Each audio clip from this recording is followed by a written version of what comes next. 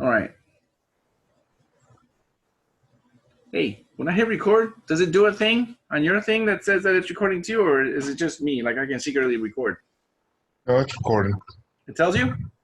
Yeah, Oh man, so like no one can like secretly record? yeah. That makes sense. Because then sometimes when you like pay to get into some of them, they'll be like, you're not allowed to record or whatever. I'm like, how do they know? True. They just do, huh? Okay. It says on Right. the other side. It says on my end recording, and it has the red button going. Well, that's good. So that way I couldn't be thinking that we're recording. You could be like, hey, we're not recording. Hit that button.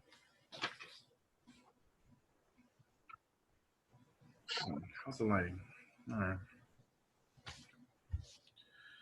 All right. That's live. Man, really put a shellacking on your sister this week, dude. Yeah, dude, that was nuts. And I still can't believe that. Who was it that got a ridiculous win for no reason? Rocco benched Rocco had like a dude on a bye. He had no quarterback and he won. He had two players on the bye, dude. Like a third of his team was on the bye. Yeah, like Russell Wilson led him to the victory. Yeah. Russell Wilson with a big fat zero. The DNP did not play yet. Yet those 0 points were enough to put him over the top. That's how he rolled. All right, ready? For real. Mm. I guess the Hufflepuffs. She deserved it. She deserved it. Yeah, she also benched her only defense, and that defense I think might have made her win or be real competitive. Because yeah, it was 21 points she left on the bench. I'll be bringing that up later. Oof. Nobody's trying. I guess we're the only ones. We're the only ones. We're the only ones, and then Rocco over there just fucking back. Just what's it called? Is this? God. Just cause he's just back ending his way into the lead. 5-1. Jesus Christ. No sense, man. Maybe we're not 3-3, we're 4-2. Like it's actually still really close. But anyway, ready? That's right, baby. 4-2. 4. Yeah, more. Yeah, 3-3 barely. But it's okay. Coming. It's still Coming. that's still good enough for a tie for like a 5-way tie for third place. So there you go. That's what that means. Hell yeah. There's 1, 2, 3. Yeah, that's like a tie for like third place. Third, fourth, and fifth. One of those teams is out. Probably me. I fucked off a bunch. It's okay. Yeah, one. Yeah, because there's 5-1, 4-1, 4.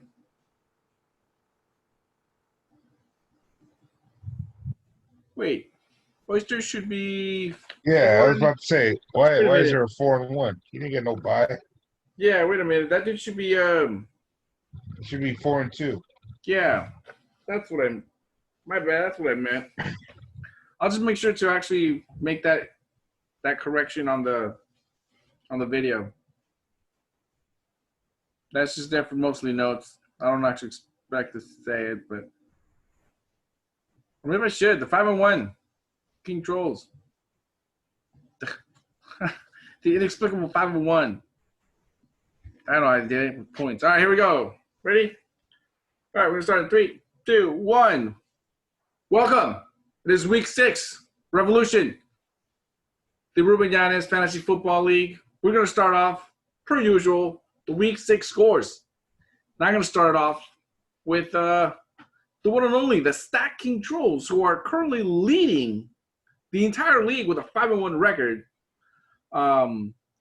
They took out, like when you're supposed to, when there's teams that you're on schedule and you're just supposed to put them away. Well, the King Trolls have put away the Huffing Puffs, 91-80. The Huffing Puffs are 3-3, still in the hunt. But like I said, the King Trolls are currently in the lead. Man. Up next, we got the Oakland Oysters at 4-2, taking on the Oakland Manifestos at 2-4. With the Oysters putting a shellacking on the Manifestos, 132-92. Nice. Well, you know what they say. So the stacking trolls out there handing everyone losses. On the other side of the spectrum, the George Lives Matter are handing everybody wins. The OA and 6 George Lives Matter put up a valiant effort, 83 points, but the Bippers, the 4-2 Bippers are back, baby. They slipped off for 2 games, but they went ahead, rebounded 97-83. Bippers are back, baby. Bippers are back. That's right. That's right. Next on the slate, we got the one that put the one and the loss in the stacking trolls. Dayman. The one behind the one. I like that. Yeah. The one in the one loss column. He would have been perfect. But alas. He would have stacked his bench. But alas, I digress. Dayman, 4-2, taking on the current champ, who 2-4 could turn it around, possibly, maybe. Possibly. Cucamonga Cracker Killers, 117-56. You got caught sleeping. Yeah. You got caught slipping.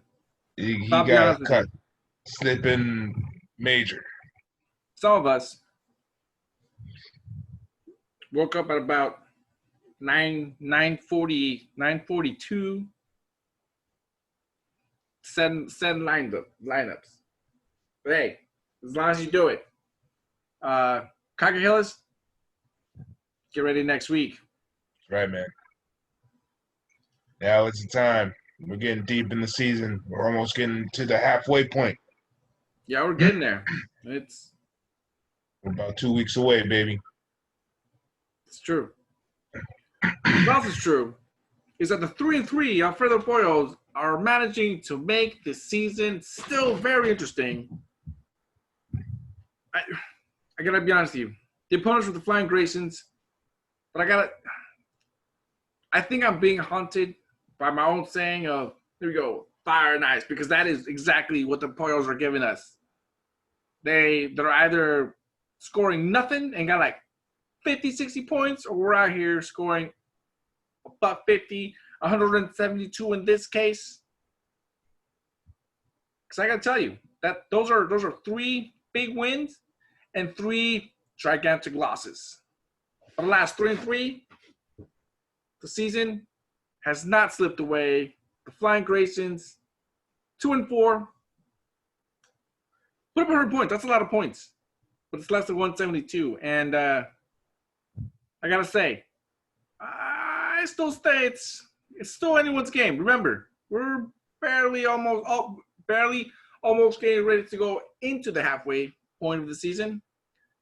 So there's plenty of season left. Plenty of games to be played. Plenty of games to win, plenty of games to lose. It's getting interesting, yo. Getting interesting. The 4-2 Shabooms took on the 3-3 Reservoir Dogs. Oh, look at that. Alfredo Pollos and the Reservoir Dogs both have matching records. Go figure. Well, the Shabooms coming. Oh, actually, damn, huh? This is a heartbreaking loss for the Shabooms. Oh, I was about to say they're going to win. No, they lost. Yeah, they definitely lost. 85-67. That's horrible. Terrible. But tomorrow is another day. It's true. Next week is next week. That's right. Week 7 Get is serious, upon us. y'all. It's time to get serious. I mean, totally serial. All right, hold on. I got a burp. Here we go. All right. All right, here we go. Now it's time for that. Well, honestly, it's my favorite of all the segments because it's time for honey buns and crumb bums. I think I'm going to go ahead and take the lead on this one because my choice this week is, in fact, wide receiver Justin Jefferson from the Minnesota Vikings, 9 receptions, 166 yards, 2 touchdowns for a grand total of 40 fantasy points. Now, this is that thing that I was foreshadowing earlier. Waking up, eyes are all, they're all like, all dry. All crusty. Trying to see. Dang. Lineup. Jefferson in. Wake up. 160. Yes. Yes. And that is a story on how I got a third of the way to 172 points. That's right. That's why he's my choice for this week for the honey bun. Big Daddy, who is your choice this week?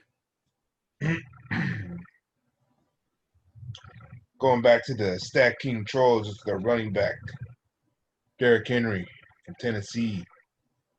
212 yards and 2 touchdowns for 41 points. Oh, that's your workhorse, buddy. That guy is just manhandling fools. Grown men. Yeah. Grown men just get out of my face. Wow. Can you remember when he was like second fiddle to DeMarco Murray? Year? Mm-hmm. Second year also? Second year also. Now, wow. That's I forgot about that fool. I forgot about DeMarco Murray. Right? That guy. Excuse me. But yes, there's all those. Those are the accolades of the honey bun. However, if you don't show up, that makes you a bum, a crumb bum. Anthony, start us off this week with your choice of crumb bum. Man, this guy was never a crumb bum. I mean, he was good for a couple catches, a couple yards here and there. He'll get in the teens sometimes. I don't think he ever scored a 0. That's John Brown, wide receiver at Buffalo. I mean, come on, man. Guy had 4 targets. That's it. Nothing. Nada. 0. Fat 0. There. Yeah. What about you, Zeus? Well, crumb bum? This week I gotta just like I'm gonna praise one of my guys, I gotta come down on another one. Because my guy, wide receiver, Cooper Kupp, LA Rams, 3 receptions for 11 yards, 4 points, and you lost? I mean, I'm glad you lost. Don't get it twisted. This is the least Cooper Kupp game I've witnessed in a really long time. And that's why he's been a crumb bum and a disappointment. Better turn that around.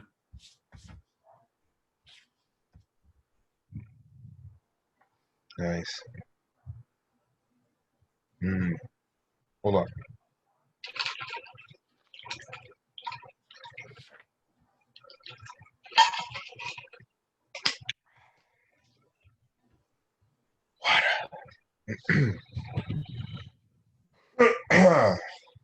All right.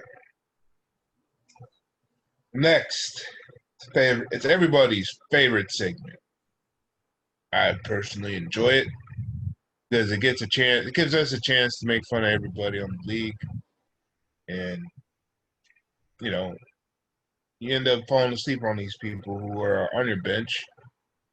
You thought about starting, but you didn't start for some weird reason. But hey, it is what it is, and this is all over that bench. My pick is running back Kenyon Drake. Arizona, 164 yards, 3 total touchdowns, 30 points. Could have helped a lot. What about you, Zeus?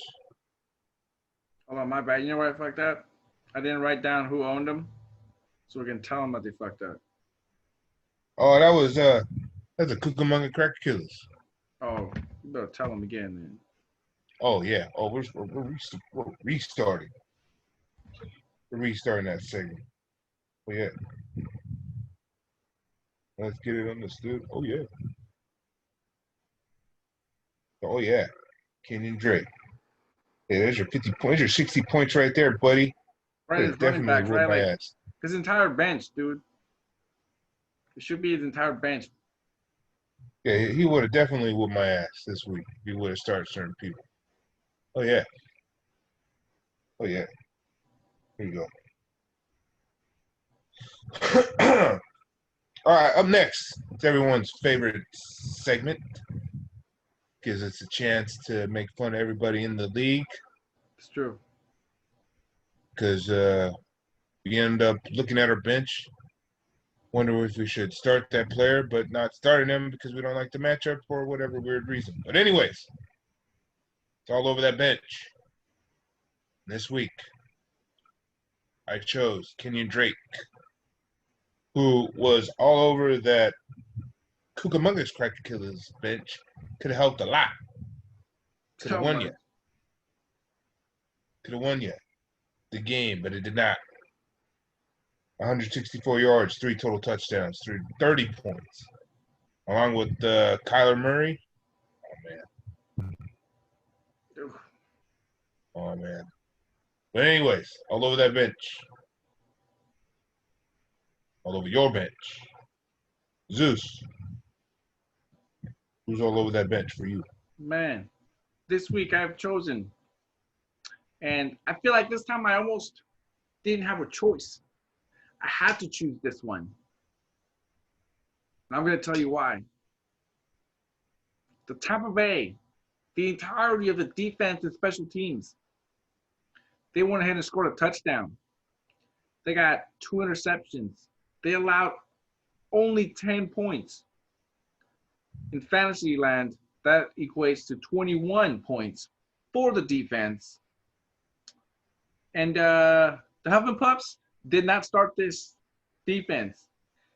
And let me tell you who they started. They started nobody.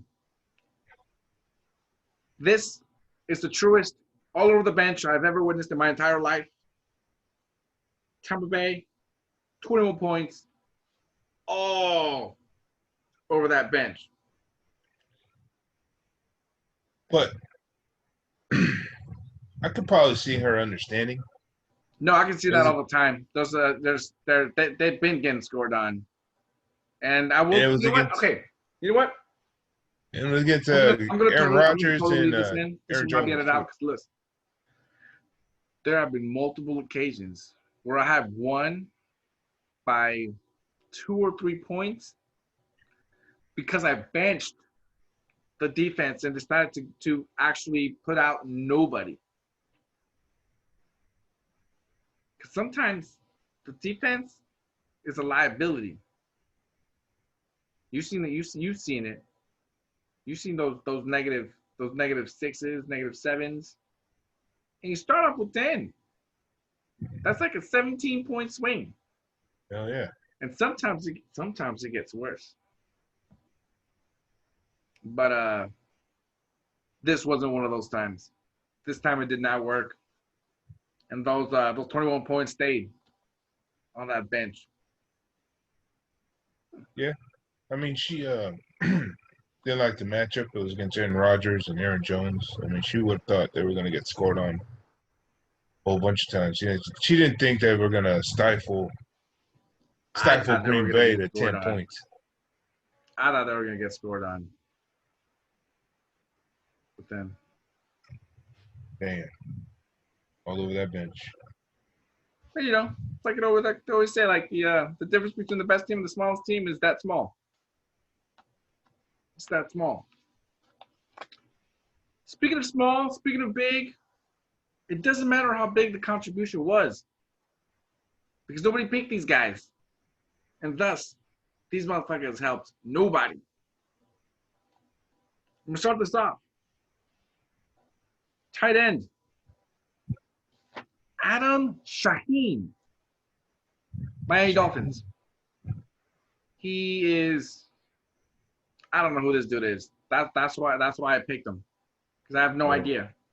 However, he was good enough to go out there and make 3 catches for 51 yards and a touchdown, 15 points, and he helped nobody. These were some good points.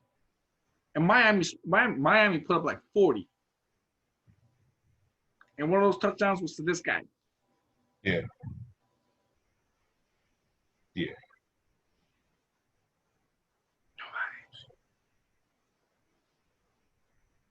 Who you got?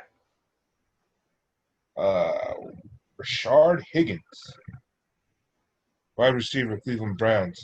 He was good enough to have 1 reception for 13 yards and a touchdown. So his only reception was good enough for a touchdown. That might have been the only reception in that game for the Browns. Yeah, and that helped nobody. Not even the Browns. No, especially the Browns. Especially the Browns. Especially the Browns. Terrible. All right. All right, here we go. Thursday night. You know what? Hey, you know what? I was about to go. Dun, dun, dun, dun. But then I was like, wait, no, that's Monday. Does Thursday have like a little theme, like jingle and or sound? I think there is. Well, I'm gonna go with Thursday Night Football.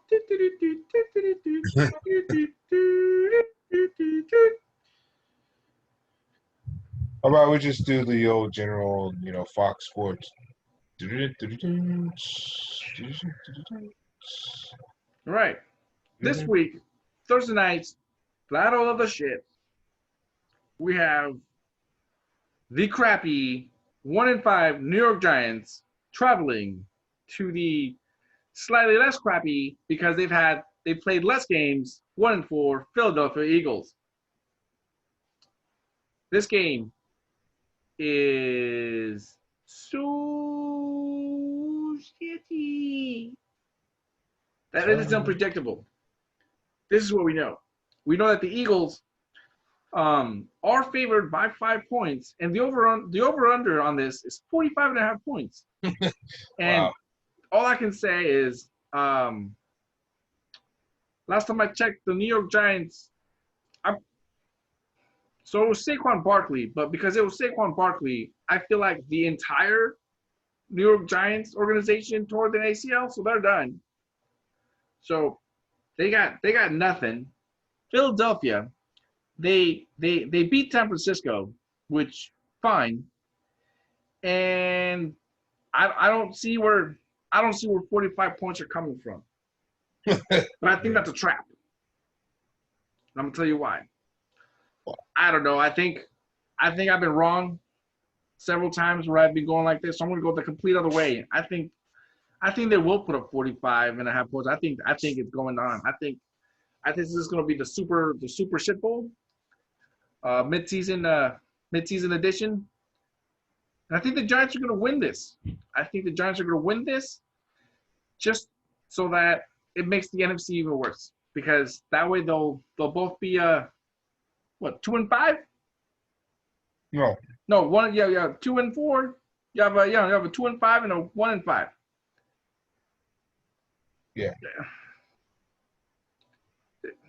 The NFC East is the worst I've ever seen in my life. And I was a season ticket holder when it was called the NFC Week over here in the West. With that being said, I have no explanation why they're going to put up so much points, but I still think the Giants are going to win. They're going to win 35-31. Why? I don't know. I don't know. I think they're gonna go way over that because sometimes there's a perfect storm where you get two really, really horrible teams and you make them play. I don't They know. just Maybe it'll be interesting. Maybe not. Now that I went ahead and put glitter and a big giant bow on this pile of turd, how do you feel about the Águilas and Gigantes? uh, yeah, I was gonna say once you get two bad teams together playing on a not so popular night such as Thursday, sometimes you get like a high scoring game, and I can see that with the Eagles and the Giants. They both got terrible defenses, but they both got some playmakers on offense. You got what, Darius Slayton on the Giants, along with Evan Everett, and then you got on the Eagles, you got Thomas Fulgham, and you got Saunders. I mean, you got some playmakers, and I think Wentz will be throwing it all over the yard against the Giants, or the Giants might make it tough on Wentz. He's been having a couple of bad games. Maybe he'll have a horrible night on Thursday. I don't know. But I think it'll be a high-scoring game. I can see Carson Wentz throwing all over the yard. I said that about Josh Allen last week, and he was terrible against the Tennessee Titans. But, that's neither here nor there. So, yeah, I think I see the Eagles winning this game. The Eagles winning this game, and I think it could be 35-30. Why not? 65. That's actually a pretty good one. All right. Here you go, Anthony. Yeah, that was it, man. Week 6 is gone. Coming up, week 7. We go. Tone. We need to play a 2-minute game. Oh, yeah, that's right. My bad. Here we go. We're actually going to introduce this brand new segment. It's called Does Big Daddy Know? And it basically works like this. Hopefully it'll work like this. We shall see. I have secretly chosen a player from fantasy football history, and we're going to see how many interesting facts I can throw before you can correctly guess who this player is. Now we'll start with fun facts, and we'll get to things like teams, position, teammates. We'll stick those. Those are lifelines. So if you wish to know one of those things, you will have to use a lifeline. Here we go. I, being the player, and from the University of Illinois, drafted in 2003. The year that we are speaking of, which was my best year, was in 2010, where I had 1,448 yards and 11 touchdowns, which equated to the number one points in my position in fantasy with 209 points that year.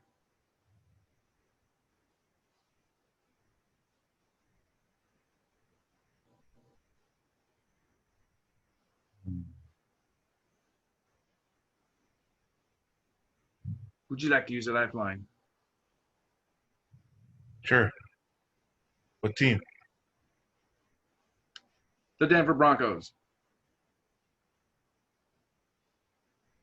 Here's another one. In 2008, I have several interests outside of football. And in 2008, I decided that I wanted to be a rapper. And my hit single, She All Mine, made the Billboard R&B charts. And I was also featured in NBA Ballers 2.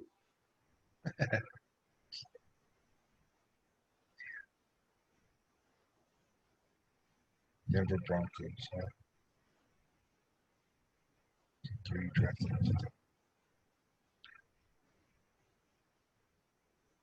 I'll give you another stat. 2010 accounted to 24% of the of total career yards. 30% of total career touchdowns. And this is my only 1,000-yard season.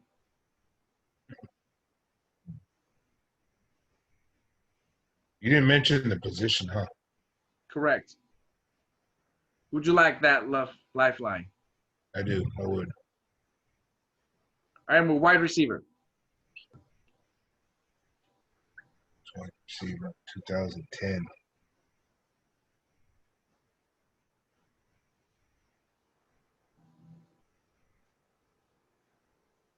Here's a fun fact. Thomas. No, I believe it is 2 years before Thomas was drafted to Denver. 2 years. Emmanuel Sanders. No. No. However, I did feel like I wanted to start an acting career, and I did co-star in a straight-to-DVD movie called After Effect, co-starring with Daniel Baldwin. Daniel Baldwin, one of the Baldwin brothers, huh?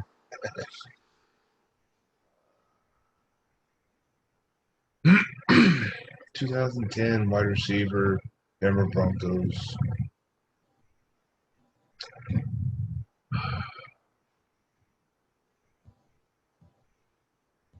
Drawing a blank, man. I'm sorry. All right. I'll tell you what teams I played for.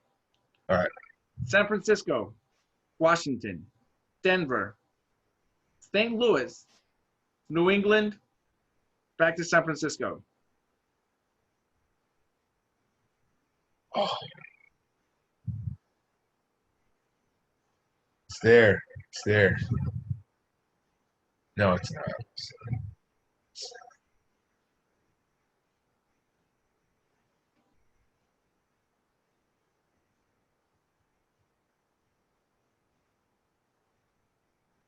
Nah, man, I give up. Right. Sorry. Here's another one. My quarterbacks are Kyle Orton and Tim Tebow. T.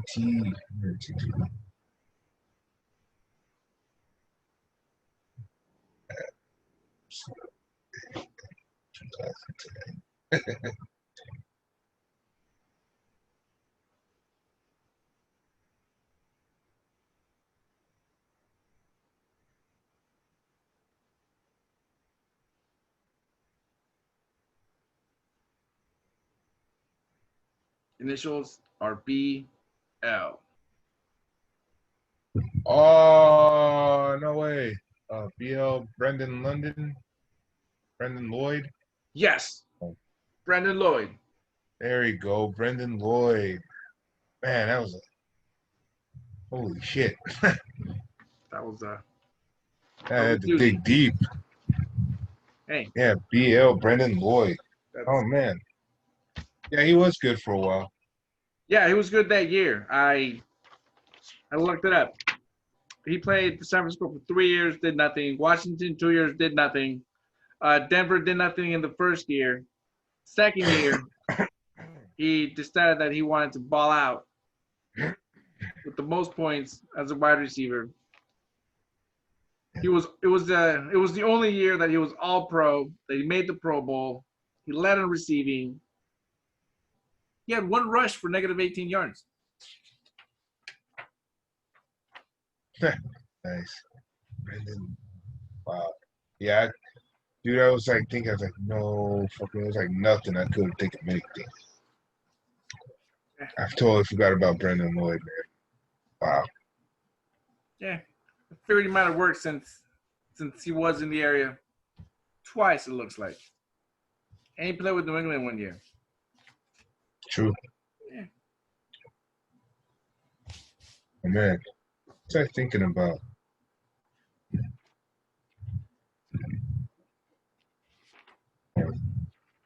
Nobody really. Yeah. Oh, Ray Rice. That's right. I don't know why I was thinking about reruns. Yeah. All right. I don't know. Let me know. I don't know. Let me know if you're entertained at all. If you're entertained, we might do it again. If not, let me know. Oh, I am entertained. That was pretty cool. Because I think It's just that one, I guess that one was a little like into the. You gotta like reach in. I had to go really deep. Like, damn, because I wasn't really big into the Broncos that year. I don't know. I couldn't think of Brendan Lloyd. That's a good one. He's a real stumper. Thanks, Zeus. Yeah, well, I mean that's also just like, well, I was like, who do I know we both have heard of before that did stuff? And I didn't know he did a movie with Daniel Baldwin. I didn't know he did a movie with Daniel He's Baldwin. I didn't even know he had a chart-topping single. Yeah, She All Mine. I'm sure That's it was all like type. I'm sure it was like 99 for like a day, you know, like something weird, like it just made it. What's the dogs are back on the whole time? But I think that's it, right? Here we go. That's it, man. And that's week 6. Nice. All right. Peace.